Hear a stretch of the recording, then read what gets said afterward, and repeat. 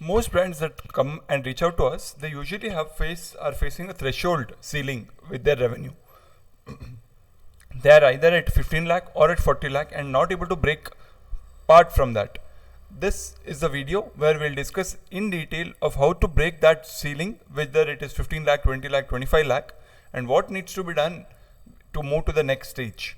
The thing is, whatever you are doing currently was working till this stage, and hence you'll have to change the whole strategy and the application of how you think about the product marketing and e-commerce in general, so that you can move to the next stage, because what got you here will not get you where you want to be. Hence, let's get started. We have worked with multiple companies who are stuck at the certain revenue and not able to grow, and then we helped break the ceiling and scale the brand while being profitable. First, what is the first thing that needs to be done is start diversification of your audience, finding about your brand. This is related to the diversification of traffic. Instead of, if you're just focusing on just ads or just one particular affiliate or influencer, then start diversifying into other mediums. You need not diversify entirely, but allocate 5%, 10% of your budget as an experiment budget and start testing which category or which medium of channel to acquire customers works. This need not be always about acquiring customers. This can also be about getting traffic to your website, so that it just creates a sense of awareness which can be retargeted then later via ads. So diversification of the audience is important here, but do not diversify too much. Allocate about 5 to 10% of your budget. This, what happens is, this breaks the stages of the customer journey which has been till now active, which is just see ads, come to website, get remarketed and buy. So that is broken, and you have a new influx of customers from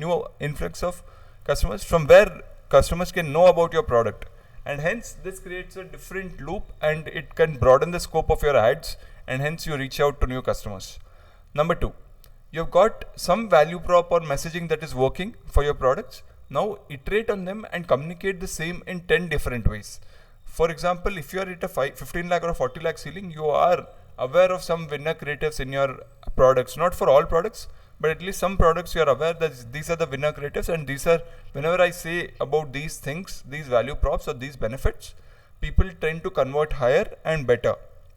That way, start iterating on them. For example, you can say about being natural in 2 different ways. It can be about chemical free care or naturally effective. Chemical free care can be say goodbye to harsh chemicals.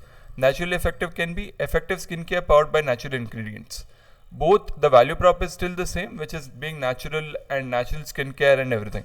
But how you communicate differs so much that you attract a different kind of audience when you speak about chemical free, and you attract a different kind of audience when you speak about naturally effective. Though there is an overlap, there is always a net new set of audience which you are going after, and hence it broadens the scope of the audience you are going after and creates a bigger flywheel for you to hit to the next stage of growth. Number 3, start building a base of 3 to 5 influencers whom you can rely on and are proven to work. Work out a separate campaign for each of them and measure by conversions only. This is an influencer trick which need not always be used for all brands, but whatever brands it works out, especially lifestyle brands, they can actually use it, where they create a sense of 3 to 5 influencers who have been with the brand, who have been the face of the brand for some time, and their videos have worked, video ads have already worked, and then start creating a separate campaign with them so as to create a more broader impact and measure the impact only by conversions. Don't measure it by anything else. Don't measure it by traffic, don't measure it by audience, anything. Measure it by the conversions they have bought in, because that is what is ultimately should matter for any brand. Number 4, brands fail to get big as they take big risk. Here and there, revenue slides even more than drawn before. What happens is, whenever they see that for 3 months straight the revenue is not increasing, they try to take big risks, and that is where the biggest risk arises, where if it fails, your revenue slides even more than what was before. Instead, take small risk every now and then, so that whichever works, you can take it as a moonshot and go all in on that. That way, you're not failing to maintain the consistency which is already being maintained, and the momentum is not lost. Otherwise, when you take one big risk, the momentum is lost and everything you have built until now crumbles to the ground.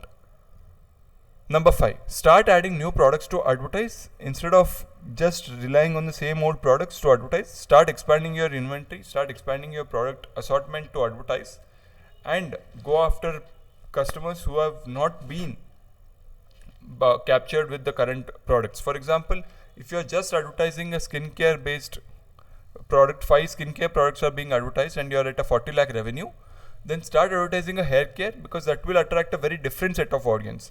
Don't advertise the same kind of products, start expanding into new categories or new kind of products which attracts a very different audience. This way you are creating an awareness with a very different set of or pocket of customers, and hence the expansion starts more rapidly and you can expand more freely and the growth is more prominent there.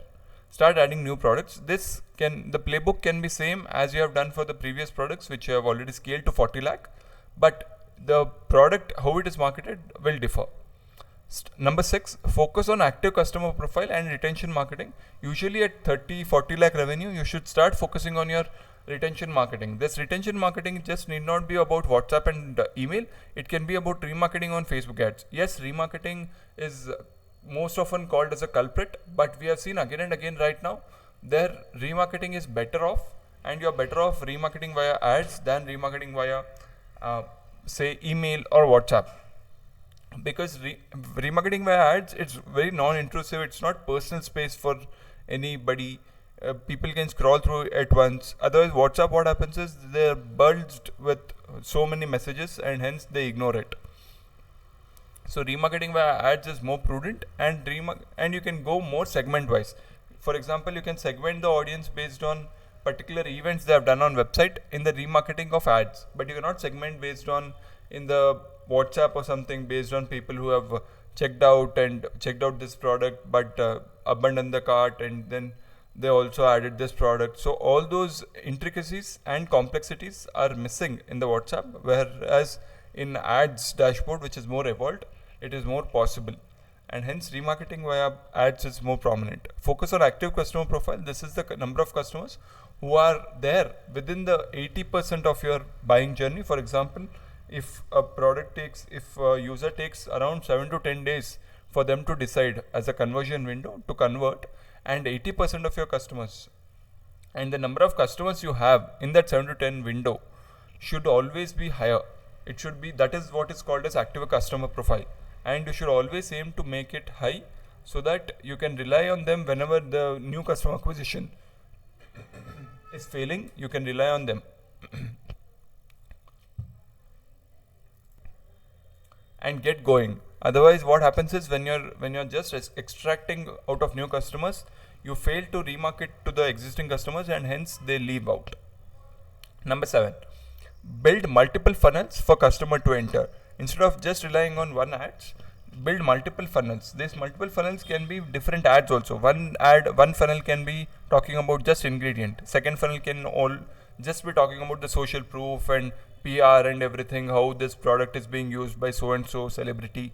Third funnel can be all about being natural based. So all these kind of funnels that needs to be built out so that you are attracting very different diverse set of audiences and hence expanding your reach. Because no matter how much we think that conversion ads help, yes they do help, but once you will to unlock the biggest unlock in revenue, you will have to start measuring on what kind of ad angles, what kind of funnels you are building, what kind of audience you are attracting, because there is always a latent audience which you have never heard of, but they are very excited about your product. But just because they have never heard of your brand, they are not purchasing from your purchasing from your brand. Hence, build multiple funnels and try to extract where is the missed opportunity and where is the white space where audience are not being catered to. Number 8, monitor the following graphs. Whenever you start scaling, monitor the AOV versus CAC graph, because people see that okay, my AOV is dropping, but even the CAC, if CAC also drops, then net you are actually the same.